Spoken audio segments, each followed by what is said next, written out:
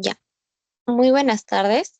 El día de hoy vamos a iniciar la sesión número 9 y 10 de lo que es gastroenterología. Vamos a ver el tema de pancreatitis, pero antes vamos a banquear un poquito sobre el tema de la semana pasada, que fue enfermedades inflamatorias intestinales y NM de colon. ¿Ok? Un NM de colon sobre todo es un tema bastante preguntado en el parcial, es un tema que también van a ver en oncología, que van a volver a ver en cirugía y bastante pronto en exámenes de salud de NAM. Entonces, como siempre, por favor, prenden su micrito o me escriban por el chat. A ver, en la pregunta número 1 nos dicen, una de las características clínicas del cáncer de colon derecho que sirve como elemento clínico de sospecha de enfermedad es A, anemia crónica, B, estreñimiento, C, heces líquidas y mucosidad, D, obstrucción intestinal recurrente, E, sangrado masivo. A ver, ¿quién me ayuda? ¿Cuál de estos es más compatible con cáncer de colon derecho?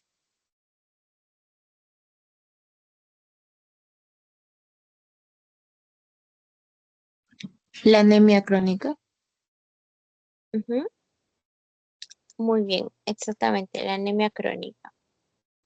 Entonces, recordemos que hay un patrón que presentamos sobre clínica que es un poco más específica de cáncer de colon derecho, izquierdo y también de recto, más no es 100% que se va a dar tal cual así, ¿no? Cuando ustedes lo vean en la práctica clínica. Pero dijimos que el patrón que suele haber en el cáncer de colon derecho es una anemia crónica, diarrea, porque recordemos que para el colon derecho que recibe todo el contenido del ilion, del intestino delgado, pues las heces todavía no están formadas, ¿no? Es un contenido líquido que se va reabsorbiendo. Entonces también diarrea, anemia crónica, ¿por qué? Porque generalmente se pierde sangre a nivel microscópico y esa sangre se busca a través de la prueba de TB, no se olviden. Estreñimiento, el estreñimiento y también la diarrea, que son cambios en el hábito defecatorio, es un poco más compatible con NM de colon transverso o colon izquierdo. Esa es líquida sin mucosidad, lo que les decía. Obstrucción intestinal recurrente más de colon izquierdo y sangrado masivo, la rectorragia es más común en el cáncer de recto, cáncer de colon sigmoides o recto.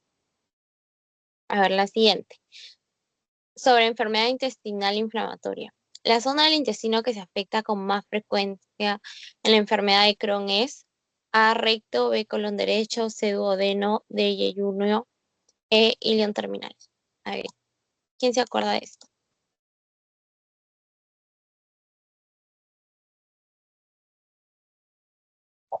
E. Ujú. Muy bien, María Claudia. La E. Exacto. Acuérdense que en colitis era más que todo el recto sigmoides. Sobre todo el recto, ¿no? Y en Crohn, es sobre todo ilion y el ciego, ¿no? El ilion terminal. El ciego que es el inicio del intestino grueso. Acuérdense que la colitis afecta el colon, o sea, el intestino grueso. Puede afectar desde el recto hasta el ciego. En cambio, la enfermedad de Crohn, su afectación que es discontinua, puede afectar todo el tracto digestivo. Ya, la siguiente. El pólipo que más probabilidad de malignizar es A, el velloso, B, tubular, C, amartoso, D, inflamatorio, E, adenomatoso. ¿Cuál de estos es?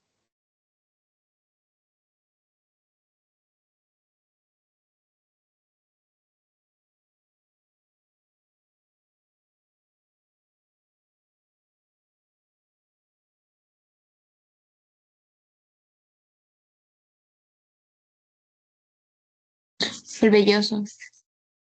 Ujú. Excelente, el velloso. Acuérdense que nosotros vimos tres, ¿no? El hiperplásico, el adenomatoso y el amartoso. Estos dos son benignos, no tienen, el adenomatoso también en su mayoría son benignos, ¿no? Pero este sí tiene riesgo de malignizar. Entonces, acá teníamos tres, de los cuales el velloso era el que tenía más riesgo de malignizar y en segundo puesto está el tubular. ¿Ok? Tenemos tubular, tubular velloso y velloso. El que tiene más riesgo es el velloso, no se olvide. Y la última, el síndrome polipósico asociado a tumor cerebral. ¿Cuál es?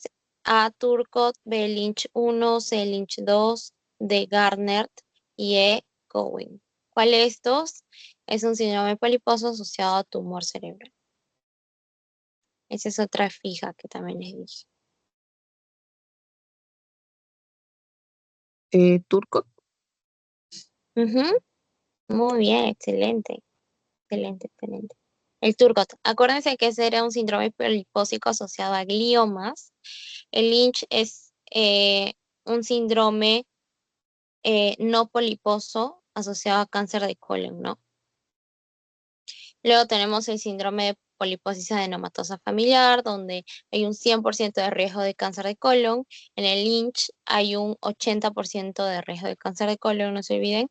Y el Garner ya está asociado a una patología mucho más florida, ¿no? Ya. Entonces, ahora sí vamos a entrar de lleno con lo que es pancreatitis. Y bueno, vamos a ver algunas generalidades, la etiología, la fisiopatología de la pancreatitis aguda, clasificación de la pancreatitis aguda, diagnóstico, complicaciones y el manejo. ¿Ok? Entonces, vamos a hablar algunas generalidades. Primero mencionar que el páncreas es un órgano retroperitoneal que tiene dos partes. Es una glándula que tiene una parte endocrina y exocrina. Y aquí con esta imagen la van a poder entender mejor. Ahorita no me funciona mucho el mouse. A ver, esta de acá es la parte endocrina, ¿no? La parte endocrina yo creo que todos lo recuerdan súper bien. Son las células beta Langerhans que segregan hormonas en los vasos sanguíneos y las hormonas por excelencia es la insulina, ¿no? Insulina, glucagón, entre otros. Entonces, esa es la parte endocrina del páncreas. Por otro lado, su parte exocrina segrega enzimas pancreáticas en el conducto del páncreas, ¿no? Enzimas pancreáticas, por ejemplo, la lipasa, la amilasa, o también otras proenzimas, es decir, enzimas que recién se van a activar en el duodeno. Cuando salgan del páncreas, recién se activan. Por ejemplo, la proelastasa. Aquí están las proenzimas. Estas son las proenzimas. La proelastasa, la profosfolipasa, la procolipasa. ¿Ok? Esa es la parte exocrina. ¿En qué me ayuda la parte endocrina? Bueno, en regular todo lo que es la glucosa, ¿no? Y las células exocrinas participan sus enzimas en lo que es el metabolismo de los alimentos, en catabolizar proteínas, carbohidratos, lípidos, etc. Ahora, cuando yo hablo de una pancreatitis aguda, estoy hablando de un desorden del páncreas exocrino, ¿ya? Esto es importante. ¿Qué es lo que falla? ¿Cuál es el problema, la fisiopatología en la pancreatitis aguda? La parte exocrina del páncreas, que está causado por diversos grados de inflamación aguda asociado a daño del parénquima glandular. ¿Ok? Hay daño del parénquima glandular secundario a una inflamación aguda que ya vamos a ver va a ser desencadenado por varios factores. ¿Ok? Em, Acá no les enseñan, pero también hay este, pancreatitis crónica, que también está asociada al alcoholismo, por ejemplo, pero por temas de tiempo y también de que lo más importante, lo más preguntado también es la pancreatitis aguda, es lo que más van a ver en su práctica hospitalaria, más que una crónica, es en lo que vamos a hacer más hincapié, ¿ok? Entonces, que sepan también que dentro de la epidemiología, eh, el- la pancreatitis aguda en su 80% de casos va a ser leve y en el 20% de casos puede ser de presentación severa y a esa se le llama la pancreatitis necrohemorrágica, que ya vamos a ver más adelante. A ver, voy a ver si ya funciona el mouse. Disculpen un ratito para poder explicarles esta imagen que está bien bonita.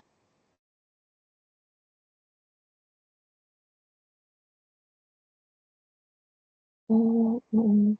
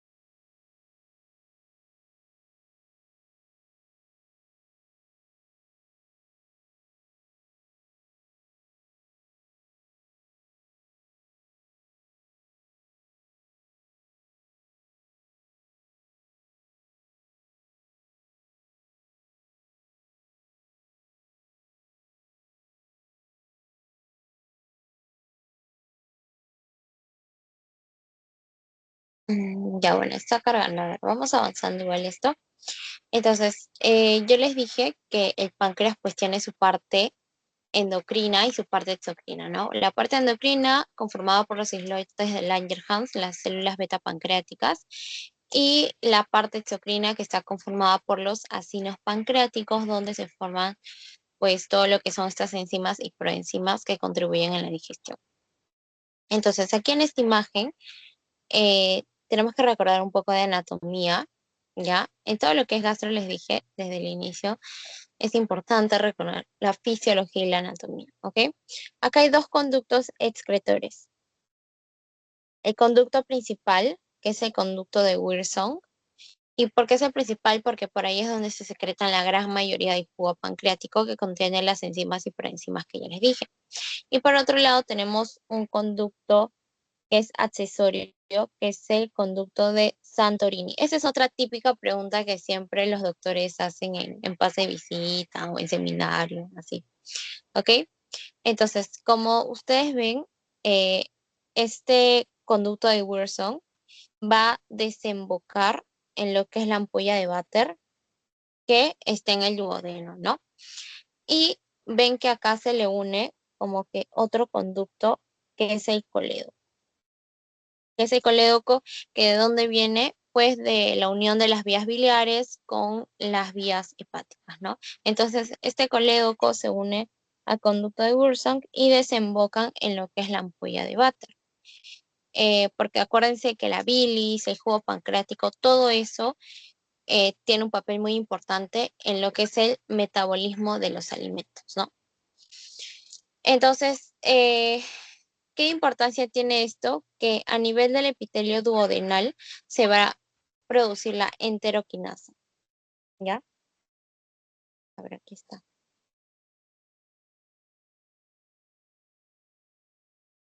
Enteroquinasa se produce en el epitelio duodenal.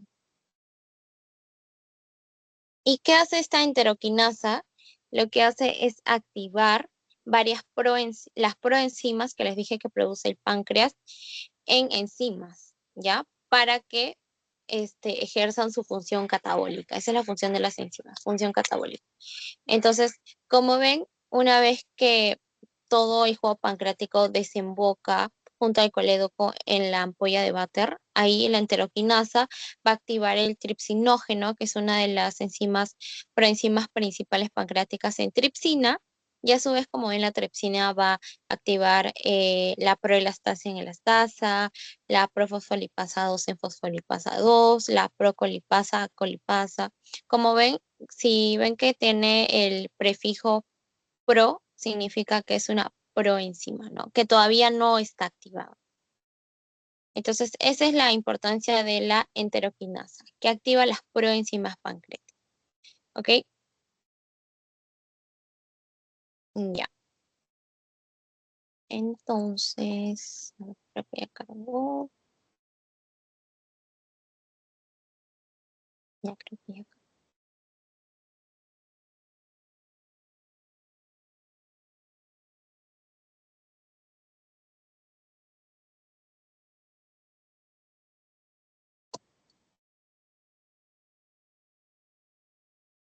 Mm, mm, mm.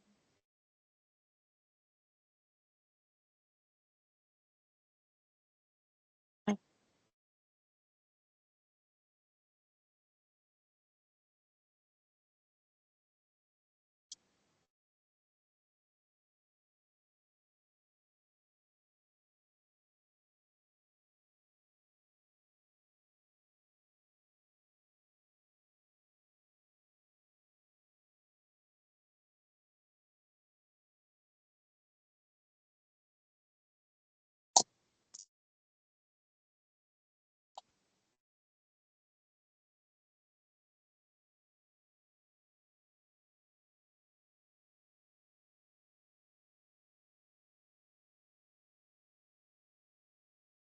bueno, continuamos. Ya. Entonces, dentro de la etiología, acá tenemos una amplia cantidad de etiologías y esa es otra típica pregunta, ¿no? O sea, tú al menos tienes que saber 5 etiologías de pancreatitis aguda porque son múltiples. Pero bueno, acá sobre todo vamos a hacer hincapié en las principales, ¿no? En lo que es la etiología, el 40% de casos de pancreatitis se va a dar por coledocolitiasis. Entonces, a ver, te explico. Cuando hay piedritas en la vesícula, esto se llama colelitiasis. Colelitiasis, simplemente que hayan piedritas en la vesícula. Y bueno, muchas veces esto causa como un dolor cólico, ¿no? Tipo cólico, entonces la gente se lo pierde. Pero ¿qué pasa con esta piedrita? Sale y viaja hasta el final del colédoco. El colédoco yo les dije que era ese conductito, ¿no? Que se une junto al conducto de Wilson. Entonces, cuando baja esta piedrita al colédoco, esto se llama coledocolitiasis, ¿no? Esto ya se llama coledocolitiasis. Entonces, la coledocolitiasis es la principal causa de pancreatitis aguda, al menos aquí en nuestro medio, ¿no? En Perú. Y como ves, este colédoco, esta piedrita, lo que va a hacer es tapar la entrada de del canal de Wilson, ¿ven? Está ahí taponeando. Entonces, ¿qué va a pasar? Que el jugo pancreático se va a quedar retenido, no va a poder llegar a la ampolla de váter donde debería desembocar, ¿no? Dijimos. Ahí desemboca en la ampolla de váter todo lo que es la bilis y los jugos pancreáticos. Pero como está obstruido por la piedrita, bueno, ahorita en la fisiopatología lo vamos a ver, ¿no? Pero tengan en cuenta que esto es lo que pasa, que el jugo pancreático se queda retenido. Entonces, eh, ya. Entonces, ¿cuáles son, digamos, los factores de riesgo para la coledocolitiasis? Las piedritas que sean menos de 5 milímetros, porque mientras más chiquita sea la piedrita, con mayor facilidad va a poder salir hacia el conducto cístico y luego hacia el colédoco, ¿no? Luego que haya múltiples cálculos en la vesícula y que el conducto cístico es este de acá, sea ancho, ¿no? Porque mientras más ancho sea, la piedrita tiene más espacio para viajar hacia el colédoco y taponear esa zona. ¿Ok? Entonces, ¿pero qué es lo interesante? Si bien el 40% de pancreatitis son causadas por coledocolitiasis, aquí está. Las personas portadoras de cálculos, o sea, los que tienen colelitiasis, los que tienen cálculos en la vesícula biliar, solamente el 2 al 7% de pacientes con cálculos biliares desarrollan pancreatitis aguda. Entonces, si bien la coledocolitiasis es la principal causa de pancreatitis aguda, no todos los pacientes portadores de cálculos biliares van a desarrollar pancreatitis aguda, ¿ya? Eso es algo que quiero que se entienda. Solo el 2 al 7% de pacientes con cálculos biliares desarrollan pancreatitis aguda, pero la coledocolitiasis igual sigue siendo la principal causa de pancreatitis aguda, ¿ya? Luego, como segunda causa tenemos el alcoholismo. El alcoholismo representa el 20% de las causas de pancreatitis aguda y sobre todo es predominantemente en el sexo masculino, pero solamente el 10% de alcohólicos desarrollan pancreatitis, ¿ya? Ese es otro dato. Solamente el 10% de alcohólicos desarrollan pancreatitis aguda. Les puse esta tablita porque me parece bastante completa, es de up to date, para poder ver de manera más específica cuáles son las causas, ¿no? En mecánicos, o sea, que algo obstruye, tenemos lo que son los cálculos, ya dijimos, el ascaris, que es un parásito, divertículos, el cáncer pancreático o periampular, el ampular, o sea, por la zona de la ampolla de Vater. Claro, porque si hay un tumor ahí en la ampolla de Vater, está obstruyendo la entrada del jugo pancreático, ¿no? También. Estenosis ampular, obstrucción duodenal, entre otros. Tóxico, bueno, principalmente el alcohol, el veneno de escorpión. Metabólico, hiperlipidemia, o sea, hipertrigliceridemia. Pero acá se dice que debe ser una hipertrigliceridemia mayor a 1000 miligramos por decilitros. O sea, cuando en tu perfil lipídico sale este valor, significa que ese es como que el valor diagnóstico para decir que es una pancreatitis aguda por hipertrigliceridemia, ¿ya? Ese es el punto de corte. En drogas, bueno, tenemos un montón de fármacos que pueden causar pancreatitis aguda. Didanosina, que la didanosina es un fármaco que está en la terapia para el VIH. Luego tenemos el metronidazol, un antibiótico, la tetraciclina, que es otro antibiótico, la furosemida, este, luego las tiazidas, ¿cuál más? La azatioprina, que es la que vimos la clase pasada, ¿no? Un inmunosupresor. La furosemida es un antidiurético, un diurético. Luego tenemos el ácido valproico, estrógenos, la hipercalcemia causa pancreatitis aguda. Pero lo curioso es que la hipercalcemia es una causa de pancreatitis aguda, pero la pancreatitis aguda luego te causa hipocalcemia. ¿Ok? Ese es un datito también bien interesante. Bueno, en infecciones, sobre todo el virus de paperas, el micoplasma, el aspergillus, toxoplasma, ascaris, que son parásitos que ya nombramos. Y bueno, tenemos otras causas. Aquí para resaltar también lesión iatrogénica durante cirugía o la CEPRE, ¿no? La CEPRE, ya vamos a ver más adelante, es un, es un método que se puede usar como de manera diagnóstica o terapéutica, ¿no? Y que se usa para sacar cálculos biliares. O sea, es posible que si tienes una pancreatitis que ha sido causada por una coledocolitiasis y luego se te hace una CEPRE, puede haber una pancreatitis post-CEPRE, ¿ya? Eso es una causa iatrogénica. Luego tenemos isquemia, vasculitis. Y bueno, también tenemos lo que es la pancreatitis autoinmune, que ya es una forma de pancreatitis crónica. Y ya vamos a ver, si no me equivoco, es acá. Acá está la pancreatitis autoinmune. Bueno, esta es una forma de pancreatitis crónica que se clasifican como tipo 1, tipo 2, ¿ya? La tipo 1 es la pancreatitis esclerosante linfoplasmocitaria, donde hay un infiltrado linfoplasmocítico periductal obliterante, o sea, alrededor de los ductos pancreáticos. Y está asociada a la presencia de la inmunoglobulina G4, ¿ok?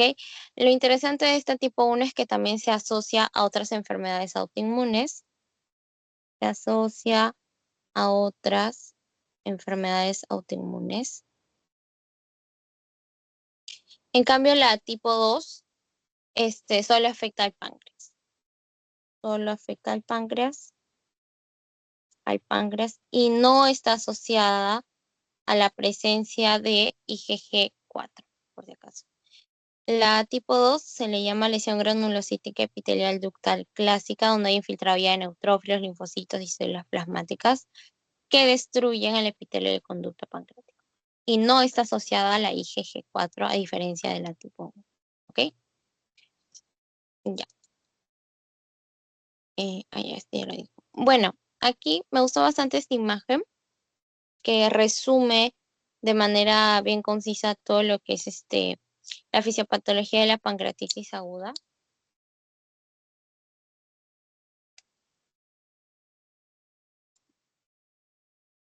Ahora vamos a ver una vez más. Mostrar mi mouse porque no funciona.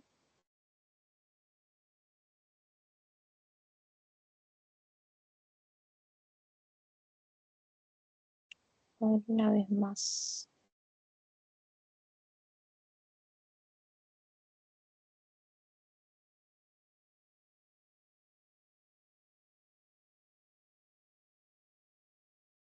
Mm, mm, mm.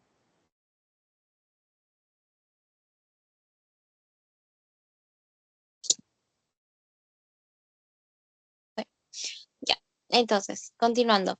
En lo que es la fisiopatología de la pancreatitis, tenemos, dijimos como principal causa lo que es la coledocolitiasis, luego el alcoholismo, luego tenemos otras causas iatrogénicas asociadas a fármacos, asociado a infecciones virales, parasitarias, etcétera, etcétera.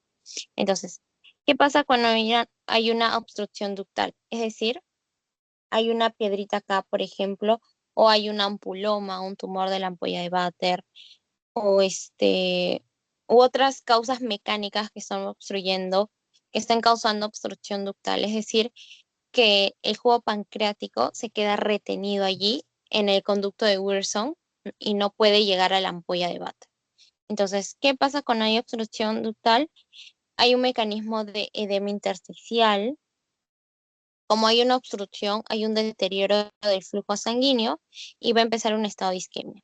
Entonces, eh, como el jugo pancreático queda retenido allí, las proenzimas que les mencioné al inicio, que se supone que se activan en, en la zona del duodeno, en la ampolla de Vater, van a activarse ahí mismo, o sea, se van a activar de manera intrapancreática, cuando lo normal es que se activen fuera del páncreas. Entonces, esa activación de las enzimas intrapancreática, bueno, las enzimas que hacen destruyen, ¿no? Y entre las enzimas dijimos que tenemos enzimas destructoras de grasas, enzimas destructoras de proteínas, de carbohidratos, etcétera, etcétera.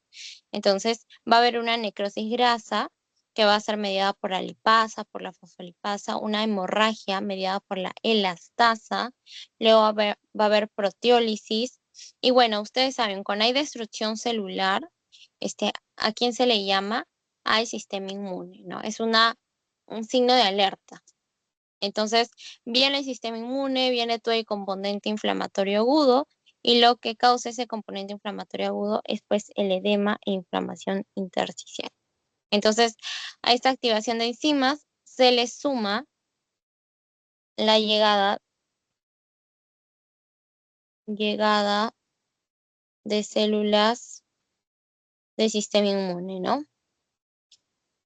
Que causan edema, inflamación, todo el proceso de inflamación aguda que ustedes ya conocen. ¿Ok? Eso es lo que pasa cuando hay una obstrucción ductal, es decir, cuando hay causas mecánicas.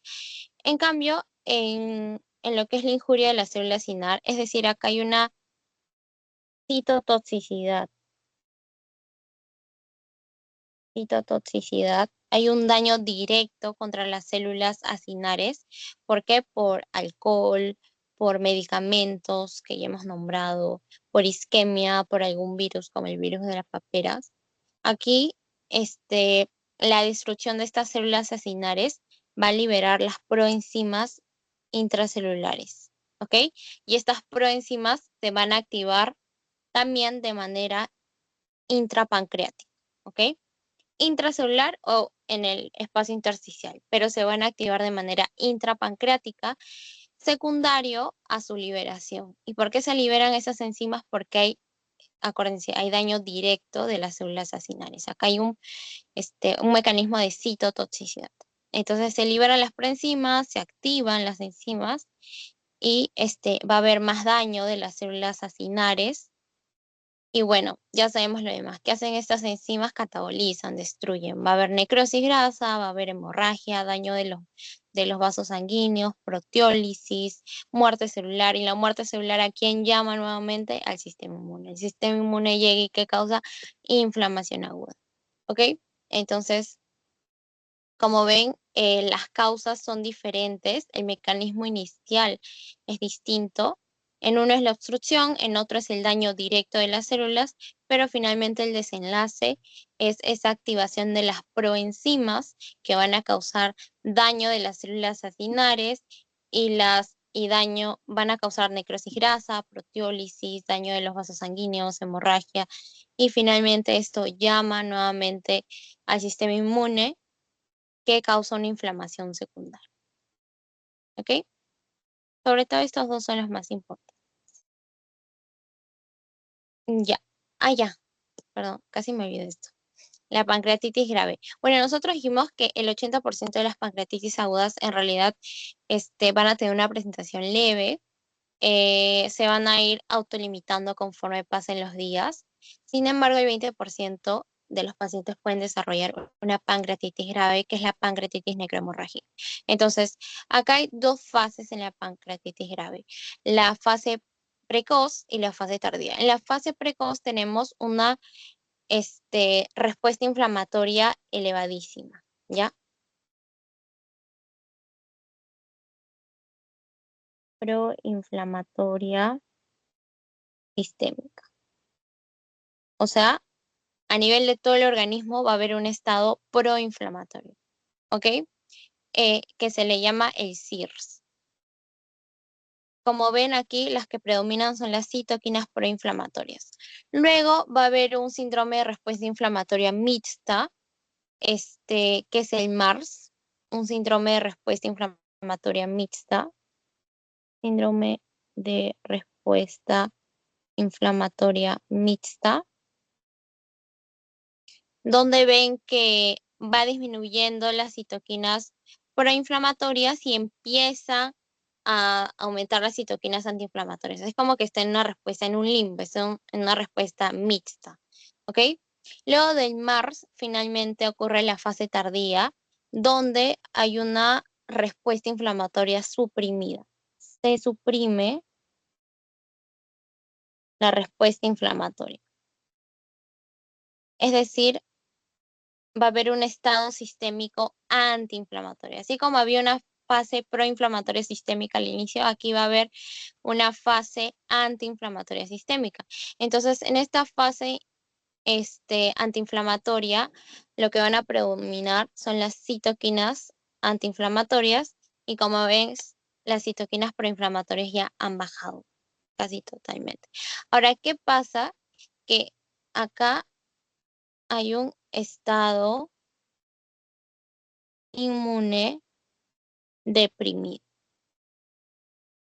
Claro, si está en un estado antiinflamatorio sistémico, antiinflamatorio sistémico, mi sistema inmune está deprimido, ¿no? Porque si bien mi sistema inmune causa inflamación, esa inflamación es resultado de que mis células, mis linfocitos, mis neutrófilos, mis macrófagos están luchando están luchando en mi organismo, ¿no? Contra algo en específico. En cambio, cuando empieza a predominar las citoquinas antiinflamatorias y de manera generalizada, significa que mi sistema inmune se está deprimiendo. Entonces, ¿qué pasa cuando el sistema inmune se deprime? Aumenta la posibilidad de infecciones del tejido, sobre todo pancreático, peripancreático, y agarrar una infección generalizada, que es la sepsis, ¿no? Entonces aumenta riesgo de infección pancreática, tejido peripancreático, o sea, alrededor del páncreas, peripancreático, y de sepsis. Bueno, ustedes ya saben, la sepsis puede llevar a un estado de shock séptico que finalmente puede causar falla multiorgánica y provocar la muerte del paciente. ¿Ok? Entonces, acuérdense que esta es la fisiopatología de la pancreatitis grave. Esto del estado de la fase tardía de un estado inmune deprimido me va a explicar muchas de las complicaciones de la pancreatitis aguda que ya vamos a ver más adelante. Hay complicaciones que ocurren 4 semanas posteriores a la pancreatitis y hay otras complicaciones que ocurren 6 a 8 semanas posteriores a la pancreatitis. Ya vamos a ver. Ya, ahora sí, lo que es clasificación. Entonces, algo que caracteriza mucho el tema de pancreatitis es que hay un montón de clasificaciones, ¿ya? Hay algunas que sí o sí te las tienes que aprender y hay otras como que no son muy difíciles de aprender, algunas de ellas, y hay otras que sí o sí te las tienes que saber porque a veces las preguntas pueden ser muy específicas. ¿Por qué? Porque cada clasificación pues tiene parámetros, ¿no? Parámetros para evaluar la gravedad, para evaluar el pronóstico, para evaluar si la clínica es leve, moderada, severa, etc. ¿Ok? Entonces, a nivel anatomopatológico, en mi clasificación tengo una pancreatitis edematosa o intersticial, que es la llamada pancreatitis leve, que les dije que es en el 80% de casos, y la pancreatitis necrohemorrágica, que es una pancreatitis severa, que acabamos de ver su fisiopatología, donde que ocurre con una incidencia del 20% de los casos. ¿Ok? Entonces, en una pancreatitis edematosa intersticial, esta se puede definir como la inflamación aguda del parénquima pancreático y de tejidos peripancreáticos, pero sin necrosis tisular. ¿Ok? Aquí le vamos a poner inflamación aguda del tejido pancreático y peripancreático sin necrosis tisular. Mm, mm. A una vez la voy a poner.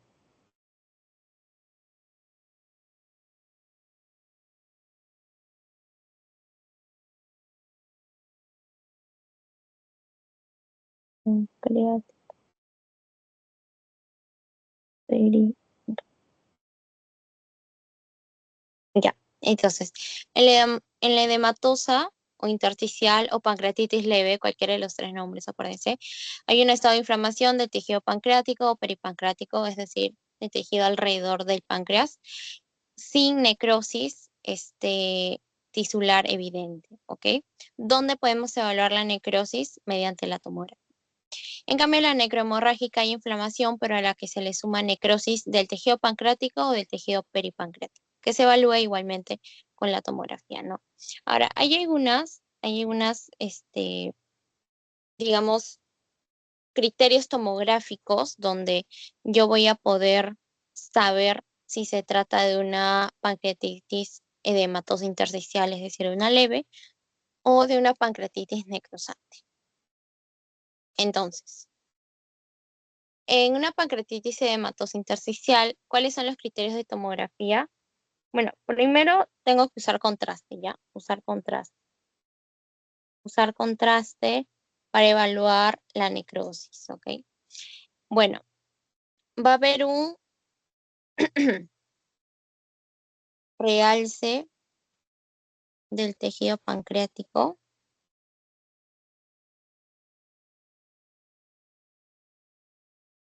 Y este realce se visualiza mediante el contraste intravenoso, ¿no? Por ejemplo, ahí ustedes pueden ver que la zona de contraste es la zona más hiperdensa, la zona más blanquita, que lo señala con esta flechita, ¿ok?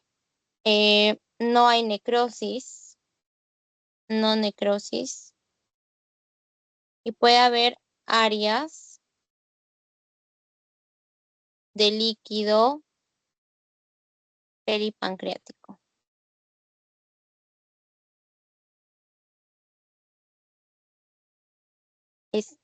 Las zonas de líquido peripancreático son esas, a ver, las voy a poner, son estas. Ustedes ven acá, pues, ¿no? Estas zonas son las zonas del líquido peripancreático. Ahora, el líquido peripancreático, ¿yo cómo lo puedo diferenciar de un quiste, de un pseudoquiste, de un absceso? Bueno, primero que tiene una coloración y potencia homogénea, ¿no? Está homogénea. Segundo, que aparece dentro de las 4 primeras semanas posterior a un evento de pancreatitis aguda. Y tercero, que no tiene ningún muro que encapsula esta colección de líquido. En cambio, cuando yo estoy hablando de algo que encapsule ese líquido, ya ese es un pseudoquiste, ¿ok? Entonces, esas son las áreas del líquido peripancreático, que no están encapsuladas, acuérdense. Y hay un realce del tejido pancreático, ¿ok? Porque hay un realce también por la inflamación secundaria, ¿no? Acuérdense que en la inflamación secundaria hay un estado de vasodilatación constante. Entonces, por este lado tenemos luego las tomografías de una pancreatitis necrotizante, de una pancreatitis ya complicada, severa. Ya, acá los hallazgos tomográficos, bueno, primero puede ser falta del realce.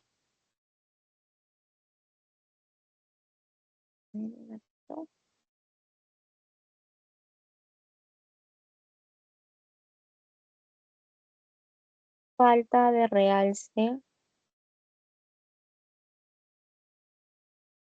del parénquima.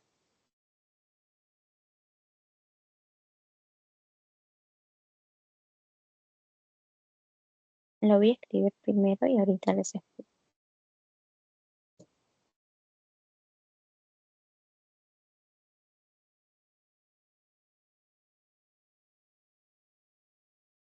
Ay,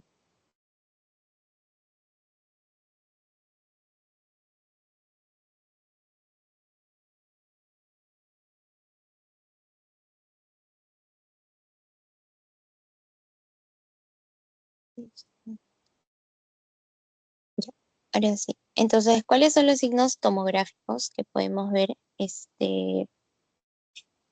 Por ejemplo, hay una falta de realce del parénquima pancreático, ¿no? Ustedes, por ejemplo, comparando la tomografía de la izquierda y la derecha, ven que hay una evidente diferencia en el realce del parénquima, ¿no? En la izquierda está más hiperdenso, en cambio el de la derecha no está tan hiperdenso. ¿Por qué? Porque aquí ya hay un estado de necrosis. Y acuérdense, si hay necrosis ya no hay irrigación sanguínea en varias áreas, ¿no? Entonces, si no hay irrigación sanguínea, por lo tanto, no va a haber un realce, ¿ok? Lo segundo es la necrosis peripancreática, ¿no? Que por ejemplo, a ver, la necrosis peripancreática, la voy a poner este color. La necrosis peripancreática es esto de acá, esta zona de acá, ¿ok? Que ven que tiene un realce heterogéneo. Y puede haber necrosis peripancreática o necrosis del parénquima pancreático. Por ejemplo, acá hay una necrosis intrapancreática. Y cuando hay presencia de burbujas de aire, este es un signo de que la necrosis está infectada. ¿Por qué? Porque las bacterias que infectan esa zona de la necrosis son productoras de gases. Entonces, eso puede provocar presencia de burbujas. Yo veo presencia de burbujas y ese es un signo patognomónico súper específico de una necrosis infectada. ¿Ok? Ya, acá, por ejemplo, otras características, aparte de las tomográficas, es que en la pancreatitis hematosa o leve, bueno, que es la más frecuente, hay mínima alteración del órgano y hay una recuperación sin incidentes, es decir, el daño es reversible. En cambio, en una necrohemorrágica puede estar asociada a fallo multiorgánico, ya vamos a ver que va a haber asociación de fallo del sistema respiratorio a nivel del sistema renal. Y pueden haber complicaciones locales como la necrosis, el pseudoquiste, el absceso. Acuérdense que como vimos en la fisiopatología, en la evolución tardía de una pancreatitis grave hay un estado de inmunosupresión, ¿no? Que se presta para que haya más infecciones, como pseudoquistes, como abscesos, necrosis infectadas, etcétera, que son complicaciones que ya vamos a ver más adelante. Entonces, esta es la clasificación anatomopatológica, muy importante que lo sepan. Y sobre todo los signos de tomográficos se los recalco porque seguro ustedes en sus rotaciones van a tener la oportunidad de ver tomografías, ¿no? U otros exámenes donde van a poder visualizar estas características que les estoy diciendo, ¿no? Como para que vayan entrenando también la vista. Entonces, en la clasificación de acuerdo a la severidad, tenemos la clasificación de Petrov y el score de Atlanta. Realmente la que se usa hoy en día es la de Atlanta, ¿no? Pero bueno, igual la de Petrov está en su teoría y como está en su teoría les puede venir en el examen, ¿no? Entonces, a grandes rasgos, en la clasificación de Petrov, que es para la pancreatitis aguda específicamente, tenemos que esta se divide en leve, moderada, grave y crítica. Cuando yo digo que es una leve, cuando es una pancreatitis aguda sin signos de necrosis pancreáticos o peripancreáticos y sin falla orgánica múltiple. O sea, mis demás órganos no están comprometidos. Hablo de una moderada cuando hay una necrosis pancreática estéril, porque ojo, la necrosis pancreática puede ser o estéril o infectada. En la moderada es estéril y hay una falla orgánica múltiple transitoria, es decir, que dura menos de 48 horas y luego se autolimita. Luego hablo de una pancreatitis aguda grave cuando hay una necrosis infectada, una necrosis pancreática infectada o, o hay una falla orgánica múltiple que dura más de 48 horas, es decir, es persistente, no transitoria, sino persistente. Y hablo de una pancreatitis aguda crónica cuando hay infección de la necrosis pancreática o peripancreática y a su vez cuando hay fallo multiorgánico persistente, es decir, más de 48 horas. Ese es el punto de corte para definir persistente o transitorio. Ya, esa es la de Petrov. La de Atlanta es un poco más es similar, pero es un poco más resumida, ¿no? Y es la que se utiliza ahora más y en base a esa clasificación suelen venir varias preguntas. Entonces, yo en un score de Atlanta tengo la pancreatitis aguda leve, la pancreatitis aguda moderadamente grave o la pancreatitis aguda severa. Ahora, acá, quería hacer una precisión. Mm, mm.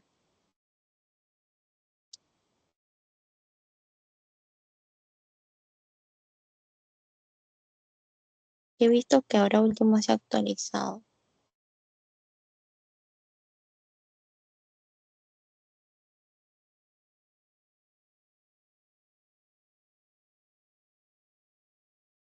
Y ya que se ha actualizado, he visto en 2024. Bueno, vamos a hacer acá.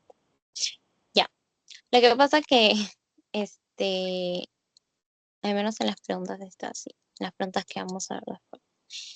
En lo que es el score de Atlanta, tenemos la pancreatitis aguda leve, la aguda moderada y la aguda severa. Antes se le decía moderadamente grave, pero algunos docentes les dice, no es moderadamente grave, simplemente es moderado, ¿no? Entonces, en las preguntas últimas que han venido en exámenes de salud también, entre las opciones ya ponen o leve o moderado severo. Entonces, nos vamos a ceñir de acuerdo a esto, ¿ok? Tenemos pancreatitis aguda leve, moderado, severo. Entonces, en la leve no hay falla orgánica ni complicaciones locales o sistémicas, ¿no? Yo hablo de complicaciones locales cuando hay colección del líquido peripancreático, cuando hay pseudoquistes, cuando hay necrosis pancreática, cuando hay obstrucción duodenal o biliar. Esas son complicaciones locales. Y sistémicas es cuando ya estoy empezando a entrar en un estado de shock, cuando hay hipotensión, cuando hay un síndrome de respuesta inflamatoria generalizada, cuando hay una falla renal, cuando hay una hipocalcemia, una hiperglicemia. ¿Ok? Esas son complicaciones sistémicas o locales. Por si les ponen un caso clínico y les ponen alguna de estas situaciones, ustedes sepan identificar si es local o sistémico.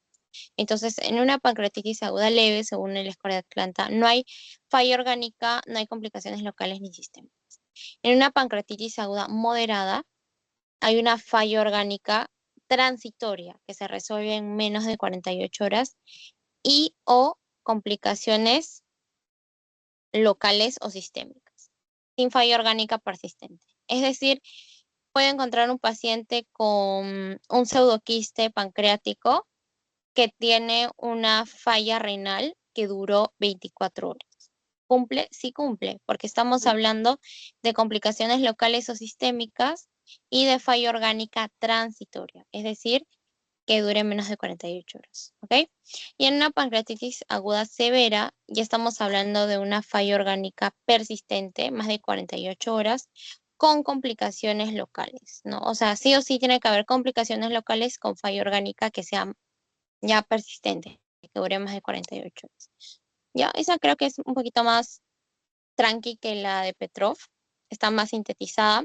En la leve no hay nada, en la aguda, este, o hay solo complicaciones locales, o hay solo falla orgánica transitoria, o hay falla orgánica transitoria con complicaciones locales. Pero siempre la falla orgánica es transitoria.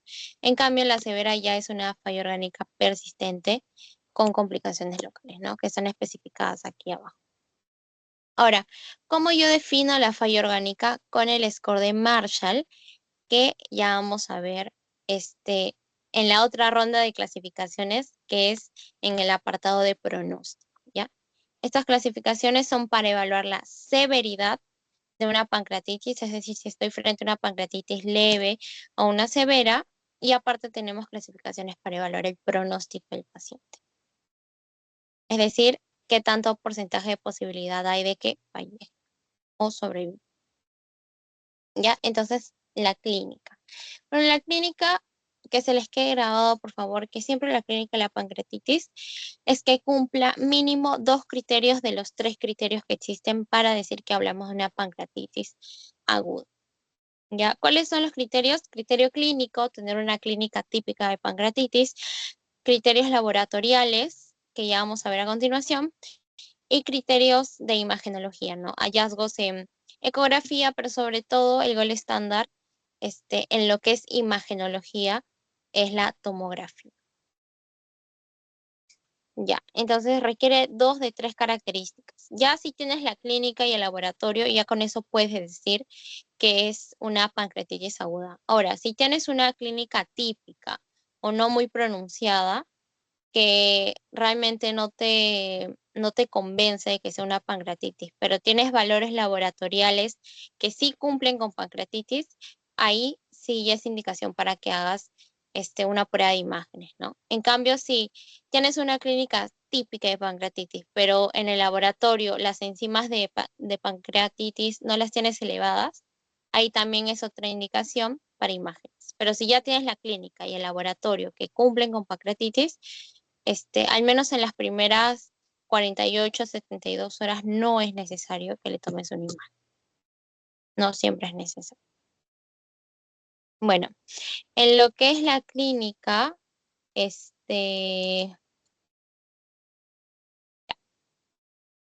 tenemos primero el dolor epigástrico intenso y constante. Ya saben, el alicia el dolor. En este caso, el dolor de la pancreatitis, seguro ya han escuchado, es un dolor irradiado hacia la espalda o el dorso, como en cinturón y en faja, ¿no? Le duele todo la parte anterior y posterior, la zona lumbar, la zona alta de la espalda, como en cinturón. ¿Ok? Empeora después de las comidas copiosas, es decir, de las comidas grasosas. Yo, por ejemplo, en los casos de pancreatitis que vi, era, bueno, por colitiasis, pues, y ya era como la tercera vez. que ingresaba por pancreatitis. ¿Por qué? Porque no se había operado la vesícula, la verdad que no sé por qué, pero era la tercera vez que ingresaba y era como que el mismo patrón, ¿no? Había estado comiendo un montón de comidas grasosas y en uno de esos días, pues, se le desató, la pancreatitis aguda, ¿no? Después de una comida grasosa, el dolor era súper típico y la posición para antálgica, la posición antálgica es inclinarse hacia adelante, como para aliviar el dolor, ¿no? Donde empeora en decúbito supino y mejora cuando te inclinas hacia adelante. Ahora, ¿qué otra clínica asociada hay? Náuseas, vómitos. Cuando hay ridros aéreos ausentes en el abdomen, cuando inspeccionas con tu estetoscopio, cuando escuchas, auscultas, significa que puede haber presencia de ilio paralítico por pancreatitis. Bueno, luego tenemos lo que es ya manifestaciones extrapancreáticas, porque dijimos que en la pancreatitis aguda pueden haber complicaciones de otros órganos y la complicación más común es una insuficiencia respiratoria, ¿no? Puede haber derrame pleural izquierdo de tipo exudado o síndrome de distrés respiratorio agudo, el SDRA, síndrome de distrés respiratorio agudo. Signos de shock, taquicardia, hipotensión, también un AQI, una insuficiencia renal aguda, que se presenta como liguria o anuria. Signos de hemoperitoneo cuando hay pancreatitis necrohemorrágica.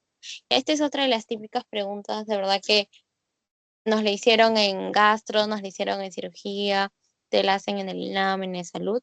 Los signos de pancreatitis necrohemorrágica, ¿no? Tenemos tres. El signo de Cullen, que es una equimosis periumbilical. La sangre sigue el curso del ligamento redondo del hígado. Miren, se deposita acá, periumbilical. Luego el signo de Gray Turner, que es una equimosis en el flanco, equimosis en los flancos lumbares, en estas zonas.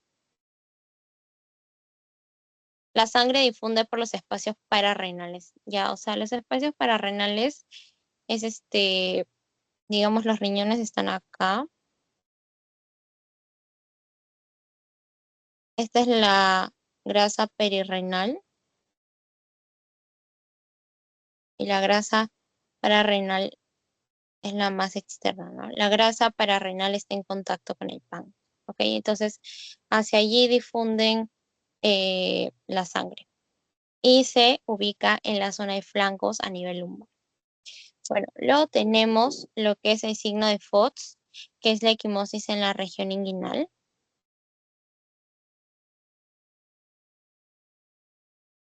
En la región inguinal. Y la equimosis en el escroto, que es el signo de Bryant. Equimosis escrotal, ¿no? Por el llenado de sangre procedente del espacio retroperitoneo.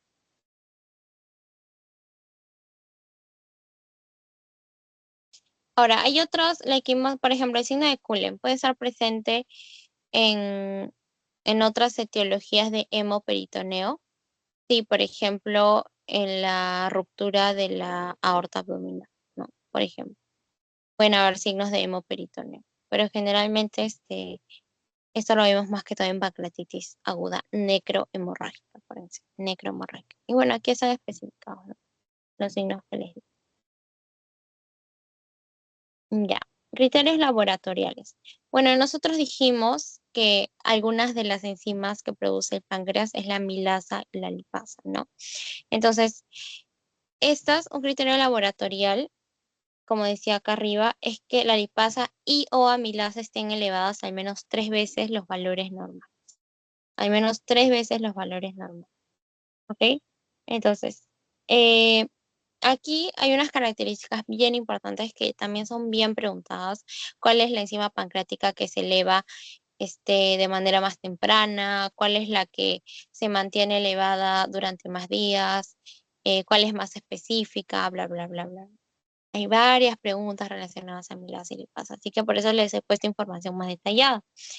Cuando yo hablo de la amilasa, esta se eleva a partir de las 6, 12 horas hasta el tercer, quinto día, ¿ya? O sea, es la que se eleva, elevación más temprana. Es la primera en elevarse, pero es la que tiene menos especificidad. Ahorita vamos a ver por qué. La amilasa suele elevarse más en las pancreatitis biliares y a veces puede ser normal o se eleva muy poco en una pancreatitis asociada a hipertrigliceridemia o a causa alcohólica, ¿no? Sobre todo se eleva más en pancreatitis biliar. Ahora, ¿cuál es el tema? ¿Por qué decimos que la amilasa tiene menos especificidad? Porque como acá dice, se eleva en otras patologías, ¿no? Y lo puse acá. Este cuadrito es de UpToDate. Está bien completito, miren. Diagnóstico diferencial de hiperamilasemia. Aparte de las enfermedades pancreáticas, en la parotiditis, en cirugía, en radiación, en infarto, en acidosis, cetoacidosis, en insuficiencia renal, en enfermedades de trompas de falopio como embarazo ectópico roto, en aneurisma de la aorta, ¿entienden? Entonces, por eso no es tan específico su elevación. Acuérdense, es la primera en elevarse, la amilasa. En cambio, la lipasa, ¿qué pasó?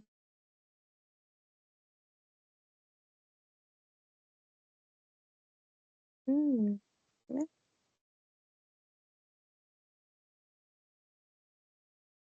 Espérame.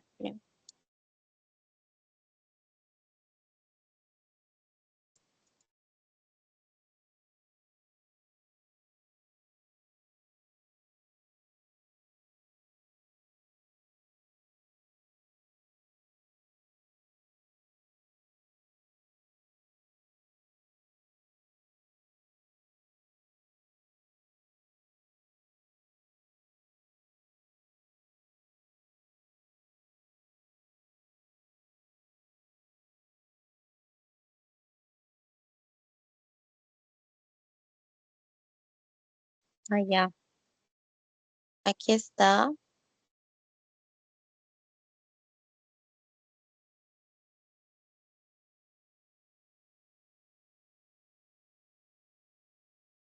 Aquí es 2 a 12 horas, ¿ok? Ahora sí cuadra bien. Ok, la amilasa es la primera en elevarse a partir de las 2, 12 horas hasta los 3, 5 días post y cuadro de pancreatitis aguda. La lipasa se eleva a partir de las 4, 8 horas y es la que persiste más en el tiempo, ¿ya? Persiste por más tiempo. Tiene más sensibilidad y más especificidad. O sea, si te preguntan cuál es la más específica entre estas dos, pues definitivamente es la lipasa. Se eleva más en la pancreatitis asociada a etiología alcohólica o por hipertrigliceridemia y confirma el diagnóstico en casos tardíos, ¿no? Digamos que un paciente con pancreatitis aguda viene después de 3, 4 días, probablemente su amilasa ya esté baja, pero la lipasa todavía se mantenga alta, ¿no? Y ayuda a un diagnóstico más tardío. Eh, Como ven acá, aquí están los picos, ¿no? La amilasa, la tenemos acá, que se eleva durante 2, 3, 4 días. Y luego tenemos la lipasa, que se mantiene elevada por más tiempo. Em, Ahora, esto también es importante. No evalúan gravedad. ¿Qué quiere decir? Que si yo tengo un valor de 200 de amilasa y de lipasa 400 y en otro paciente tengo un valor de 1000 de amilasa y 2000 de lipasa, no evalúan gravedad ni pronóstico, ¿ya? Ni pronóstico. Simplemente con que estén elevados 3 veces más de valor normal ya es un criterio para definir pancreatitis aguda. No evalúan gravedad ni pronóstico, lo vuelvo a repetir. Entonces no se asusten si ven un paciente cifras demasiado altas. Ok, son otros los valores que miden el pronóstico que ya lo vamos a ver en un toque. Y bueno, en imágenes, la ecografía nos sirve en una evaluación inicial para detectar cálculos biliares, por ejemplo acá, la presencia de cálculos que está causando la pancreatitis aguda, ¿no? Una coledocolitiasis. Y la tomografía definitivamente es la prueba de elección. Permite el descarte de necrosis. Acuérdense que para descartar necrosis yo tengo que usar contraste intravenoso. Y también ayuda a visualizar complicaciones, ¿no? Aquí toda esta zona es una necrosis peripancreática. Peripancreática. Acuérdense, las zonas de necrosis no tienen realce, se ven hipodensas, se ven más negras. ¿Por qué? Porque las necrosis no tienen flujo sanguíneo. Ya, aquí está la segunda parte de la clasificación.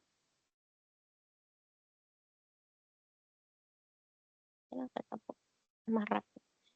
La segunda parte de la clasificación, pero este es de acuerdo al pronóstico. ¿Cuáles son las escalas, las clasificaciones pancreatitis aguda para pronóstico? Los criterios de Ransom, la escala de Marshall, el score de BISAP y el Apache 2, ¿ok? Esas cuatro.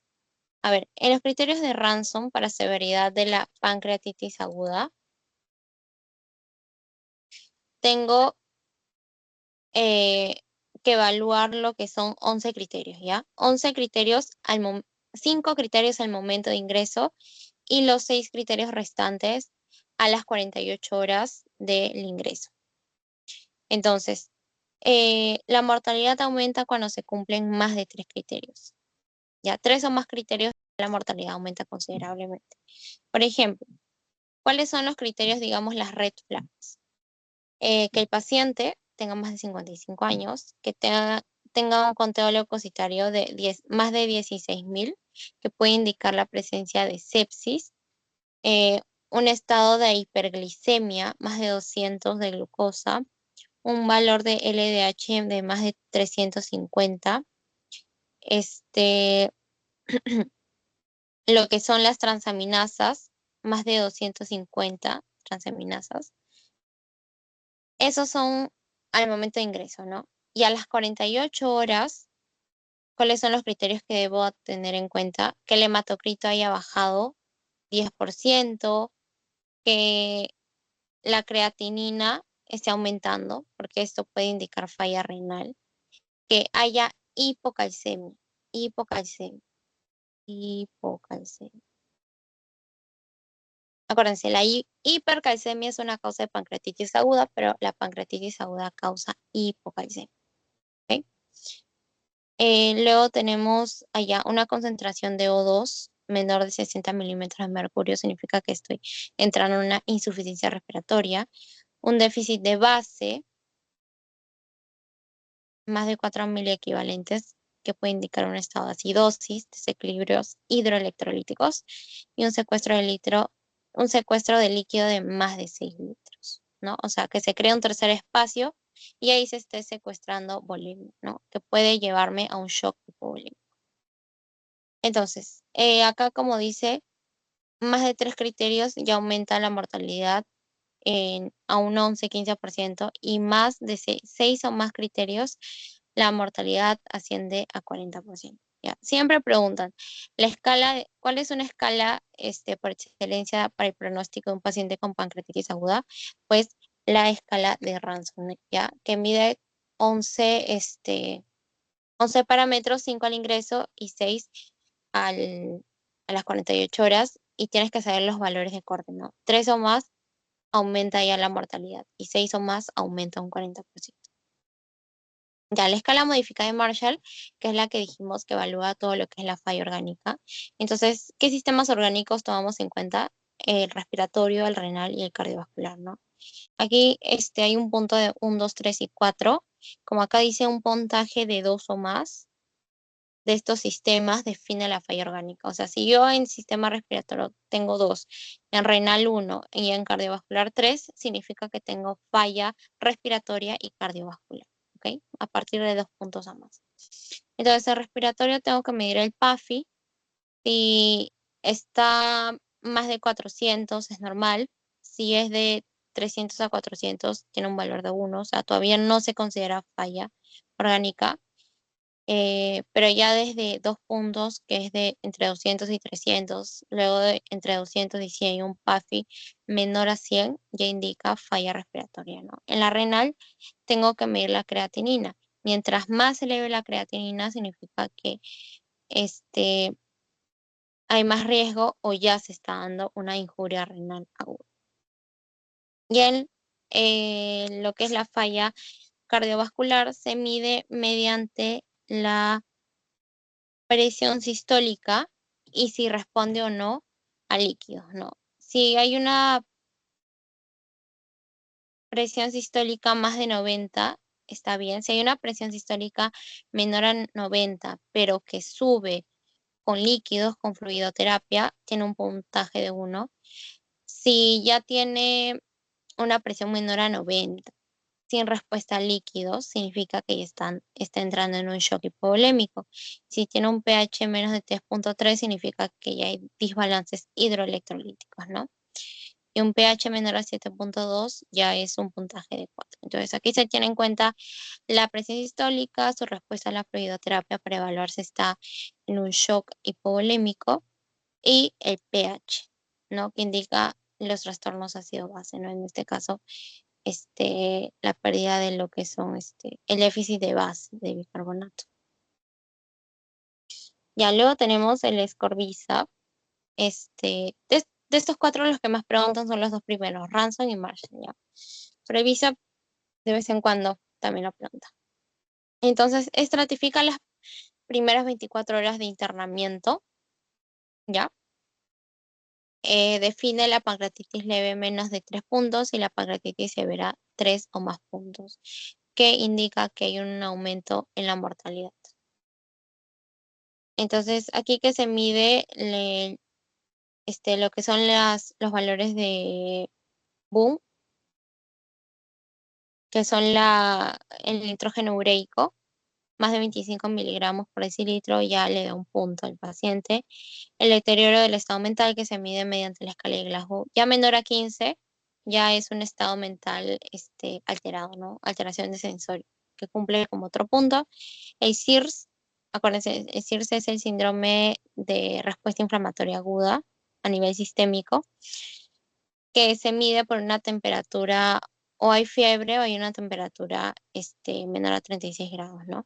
Una frecuencia respiratoria aumentada, una frecuencia cardíaca aumentada, taquicardia, y un estado de leucocitosis, o también de leucocitos disminuidos, ¿no? Menos de 4.000 o leucocitosis elevados más de 12.000, ¿ok? O abastonados más del 10%. Bueno, luego otro punto a tener en cuenta es la edad, más de 60 años. Siempre la edad es un criterio en todas estas clasificaciones.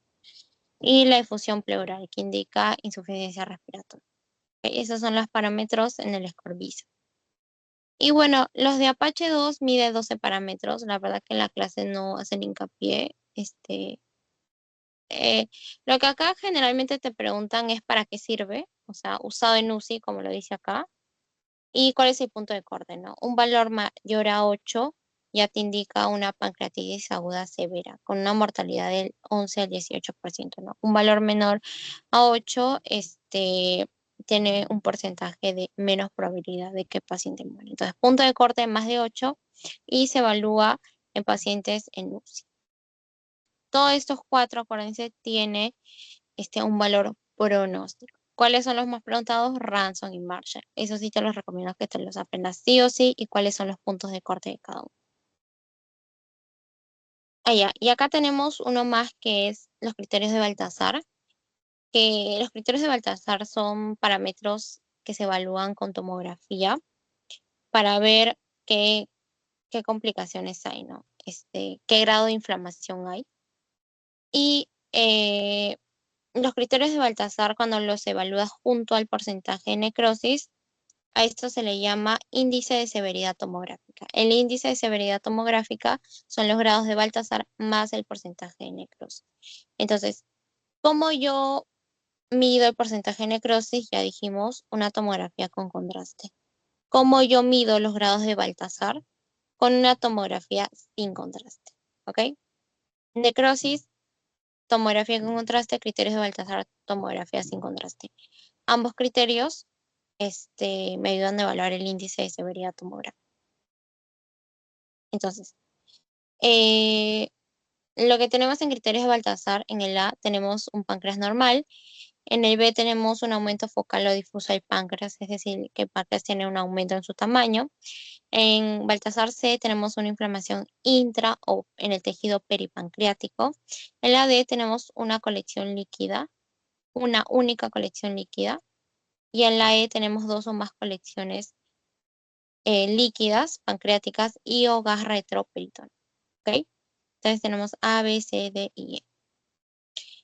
Em, Luego, por otro lado, tenemos los porcentajes de necrosis, que cuando hay una necrosis pancreática o peripancreática menor al 30%, se le da 2 puntos. Entre 30 y 50%, 4 puntos, y más del 54, más del 50%, pues tiene un valor de 6 puntos. Ahora, el índice de severidad según tomografía ya se considera desde 6 o más, ¿no? Desde 6 o más. Y también sirve para valor pronóstico. Un puntaje de 0 a 3 es un índice de severidad tomográfico bajo, y un puntaje de 4 a 6 es un índice de severidad medio. Por ejemplo, es como encontrar una colección líquida más un 40% de necrosis pancreática, sumaría lo que es 3 más 4,7, que indica un índice de severidad según tomografía alto, ¿no? En cambio, si yo tengo en los hallazgos tomográficos un aumento difuso del páncreas y un porcentaje del 15% de necrosis, tengo un índice de severidad tomográfica de 3 puntos, que es un riesgo bajo de mortalidad.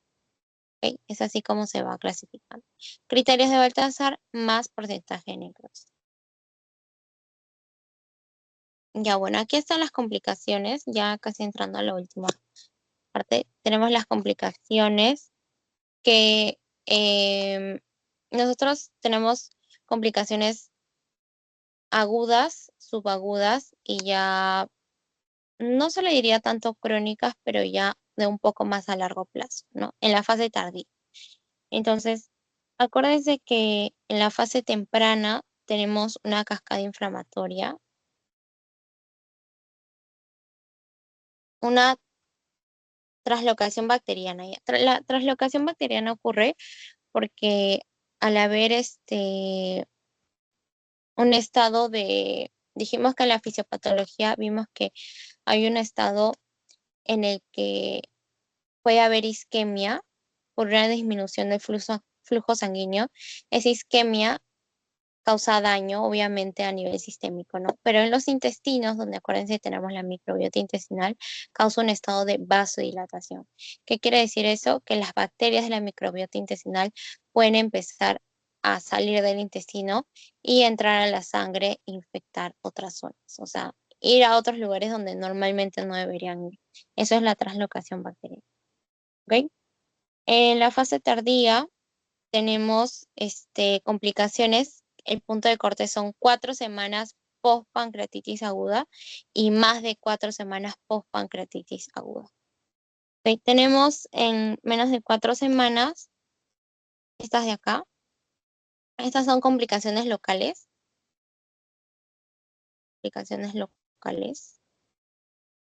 Menos de 4 semanas tenemos colección líquida aguda peripancreática, que es el líquido peripancreático, ¿no? Que es típico de una pancreatitis aguda edematosa o intersticial, la pancreatitis leve. También tenemos una colección necrótica aguda, ¿ya? Y después de las 4 semanas puede haber la aparición de un pseudoquiste, que ahorita lo vamos a especificar más, o también la necrosis encapsulada, que es la famosa, este,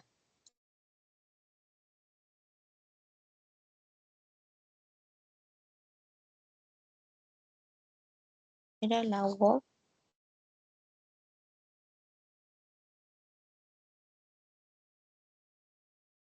No sé si han escuchado, luego se los pongo.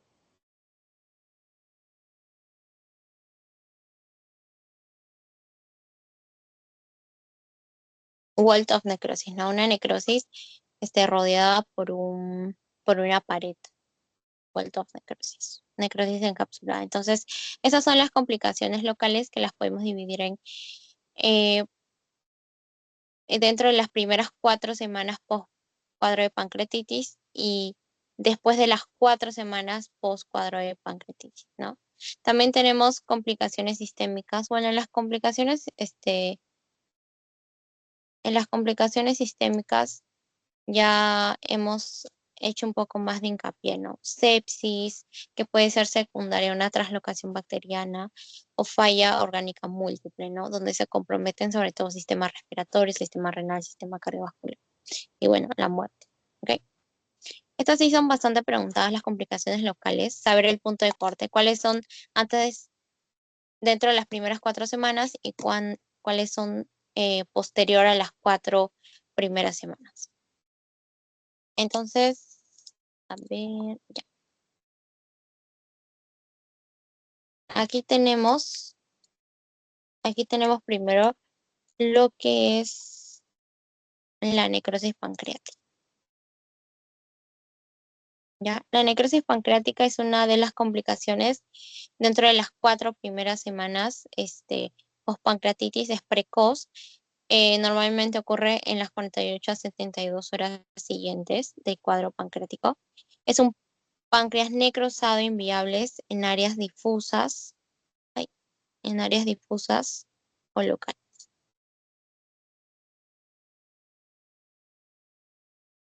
O sea, son áreas del parénquima pancreático con zonas de necrosis, que pueden ser zonas locales o pueden ser zonas difusas, ¿ok? ¿Cómo se ve en la tomografía? Áreas que no captan contraste, ¿no? Porque ya están necrosadas. Ah, en esa parte son más locales, ¿no? Pero también pueden ser difusas.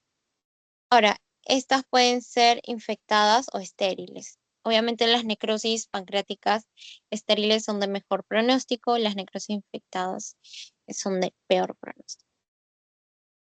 Ya. Luego tenemos el absceso pancreático y el pseudoquiste pancreático, que son las complicaciones después de las 4 semanas de la pancreatitis aguda, ¿no? Son las complicaciones más tardías.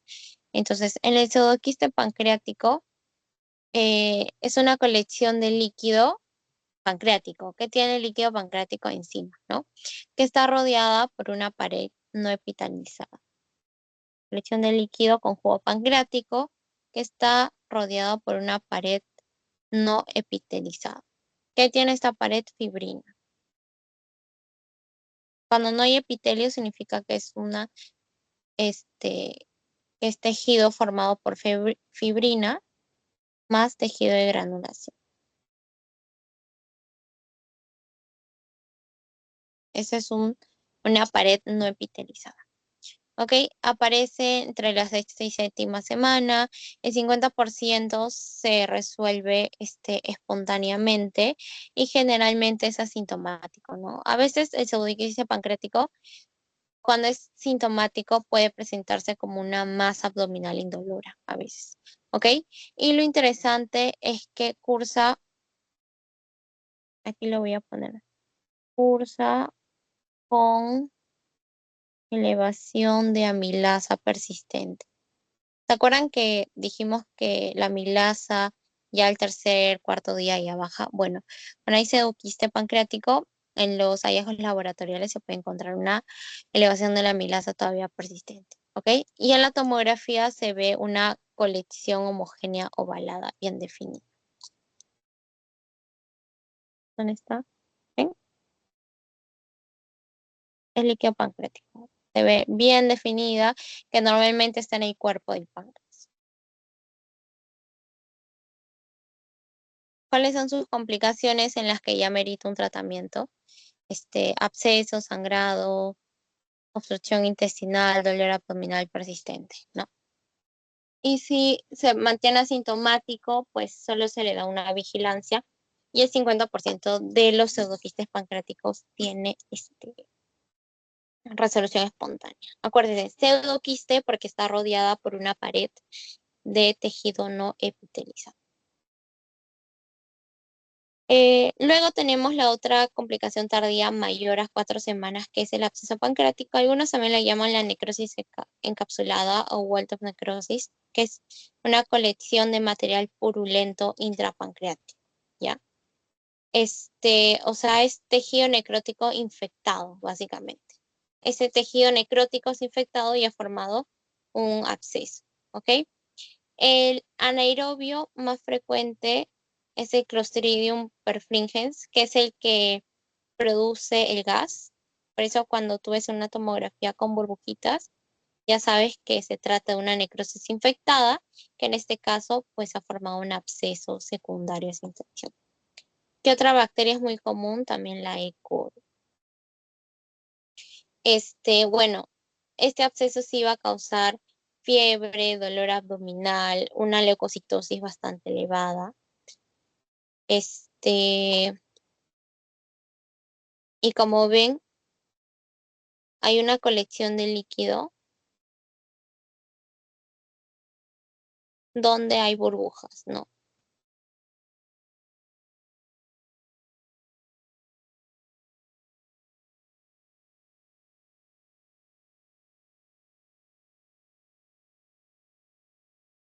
Este absceso pancreático tiene zonas de necrosis con burbujas. Acuérdense, las burbujas es signo patognomónico de necrosis infectada. ¿Ya? En este caso, sí requiere de manejo antibiótico, como ya vamos a ver después, y a veces también un tratamiento un poquito más invasivo, que es el drenaje del absceso. Mm, ya. Ahora el tratamiento. Con esto terminamos el tema pancreático. Ya. En lo que es el tratamiento, quédense por favor con esto. El tratamiento de la pancreatitis es médico, no es quirúrgico. Las complicaciones, a veces cuando hay complicaciones se pueden drenar, ¿no? Ahí ya amerita tratamientos más, más invasivos. Pero en sí, la esencia de la pancreatitis aguda del tratamiento, como la mayoría es una pancreatitis leve, el manejo es médico, ¿ok? Con el fin de prevenir las complicaciones o reparar las complicaciones que hay en ese momento. Entonces, se empieza siempre por una reanimación agresiva con líquidos intravenosos, ¿no? Bueno, primero se la admite en el hospital y se evalúa la gravedad según el score de Atlanta, que ya hemos visto.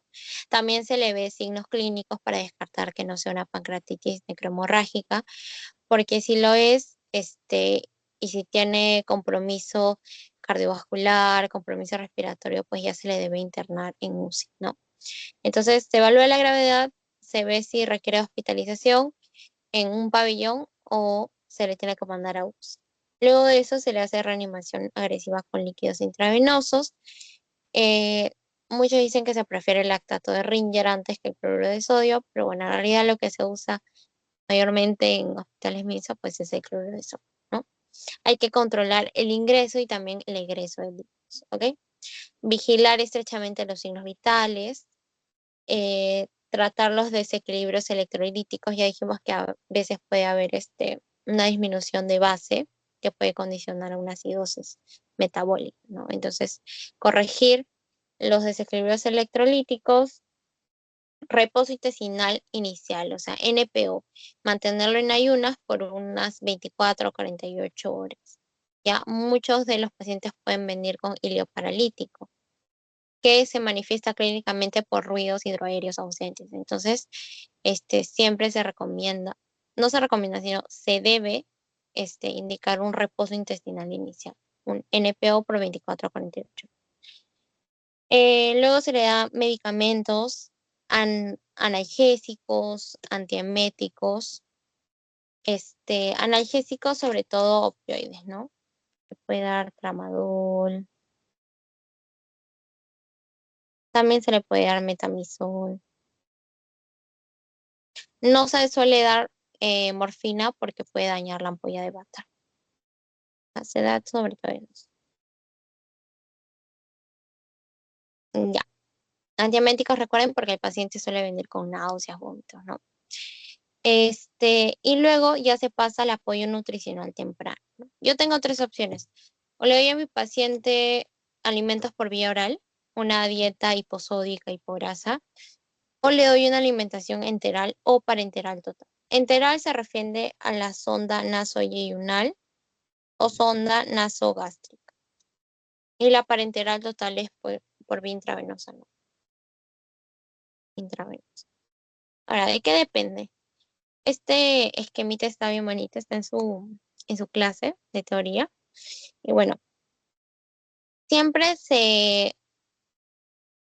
va a buscar iniciar la alimentación dentro de las 24 horas de hospitalización. No de las 24 y 48 horas, ¿ok? ¿Por qué? Porque la alimentación ayuda a mantener la barrera intestinal y prevenir la translocación bacteriana, que dijimos que es una complicación de la pancreatitis aguda, ¿ok? Entonces, ¿yo qué tengo que evaluar en mi paciente para ver si puede tolerar vía oral?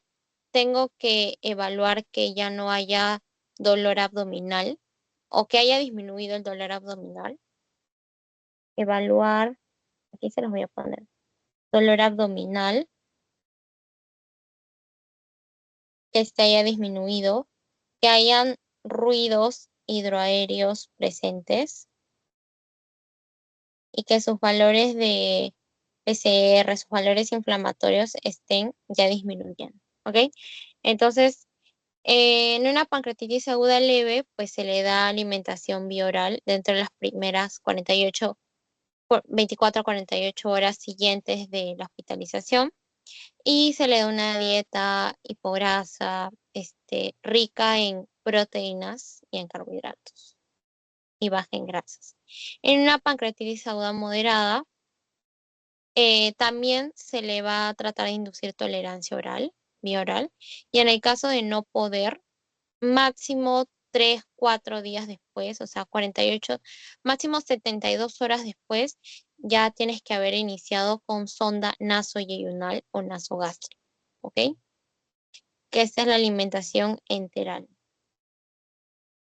O sea, siempre la primera opción va a ser la vía oral, pero si no se puede, ya después de 48, 72 horas máximo, le empiezas la nutrición enteral. En una pancreatitis aguda grave, donde persiste los ruidos hidroaéreos, ausentes, hay hilio paralítico, donde predomina mucho, persiste el dolor abdominal, donde hay intolerancia a la alimentación enteral, allí sí ya se opta por una alimentación parenteral total.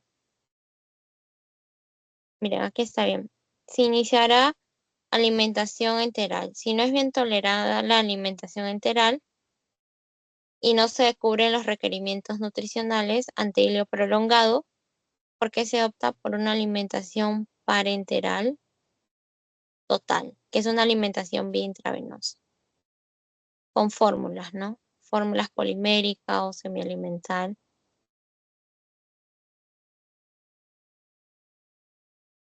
Mm. Ah, no, esto es de la enteral.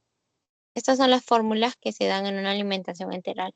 La fórmula polimérica semielemental y puede ser nasogástrica o nasoyeyuna. Y cuando ya no se tolere esa vía, la vía de alimentación enteral, o hay un hilio paralítico prolongado, ahí se opta por una alimentación parenteral total. No se olviden que hay esos tres tipos de alimentación. Y miren, acá, allá. Estas son las medidas generales. O sea, primero, resucitación agresiva con fluidos en las primeras 24 horas, corregir alteraciones hidroelectrolíticas,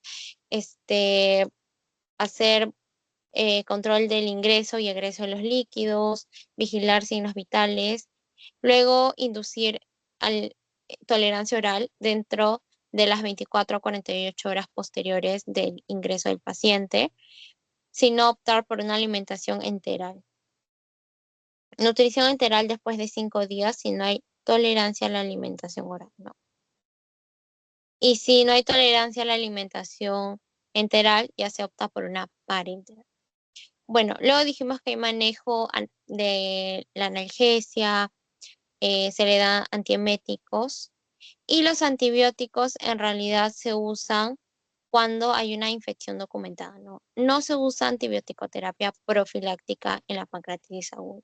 Por favor, recuerden eso. Solo se usa antibióticos cuando hay infección documentada. ¿Ok?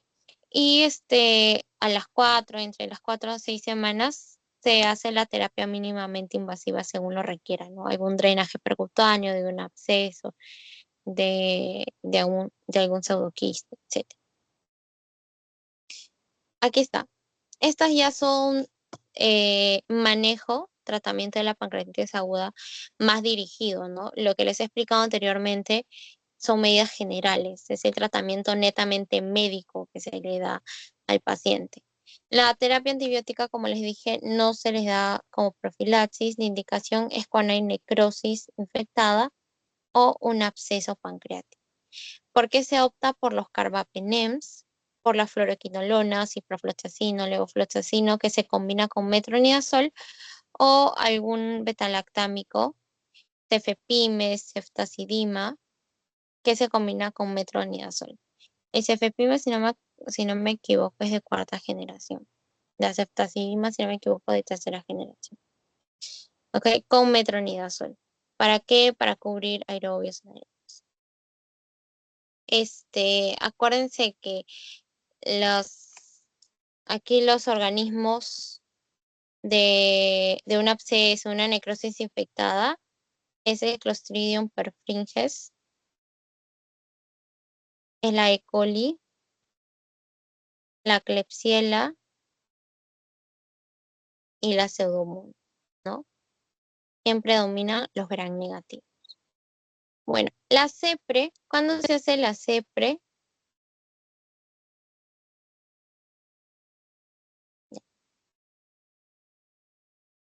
La CEPRE es la colangiopancreatografía retrógrada endoscópica, o más conocida como la CEPRE, ¿no?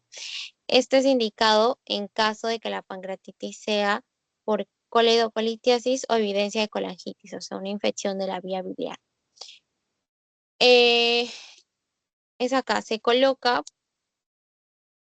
el aparatito y entra por la ampolla de váter, hace un cortecito por la ampolla de váter y puede sacar pues la piedrita que está obstruyendo, ¿no? Ahora, ¿cuáles son los tiempos indicados? En una pancreatitis leve se hace la CEPRE después de 72 horas. En una pancreatitis severa se hace entre las 24 y 48 horas después que lo hospitalizas. Y en caso de colangitis se hace en menos de 24 horas, ¿no? Porque ya estamos hablando de una infección que se puede diseminar. También se hace la colecistectomía, es decir, la resección de la vesícula biliar para prevenir pues, futuros cuadros de pancreatitis aguda por coledocolitiasis. Y también está la cirugía STEP-UP, que son las cirugías mínimamente invasivas, pues que se indican en caso de necrosis pancreática infectada, en caso de absceso pancreático, en caso de pseudoquiste infectado, donde hay un drenaje percutáneo del contenido, un debridamiento y una laparotomía para limpiar pues toda la cavidad y evitar que las infecciones se diseminen. ¿Ok? Esa es la cirugía para necrosis pancreática infectada, para absceso pancreático, para pseudoquiste infectada. Y bueno, acá finalmente, como dice, la mitad de todas las muertes en las primeras 2 semanas son principalmente por fallo de múltiples sistemas orgánicos. ¿Ok? Por eso es importante definir siempre la falla multiorgánica de acuerdo a la escala de Marshall. Y luego la mitad de todas las muertes ocurren después de las 2 semanas y son principalmente por infecciones pancreáticas o extrapancreáticas. ¿Listo? Esto es todo en relación a la clase de páncreas. Vamos a detener.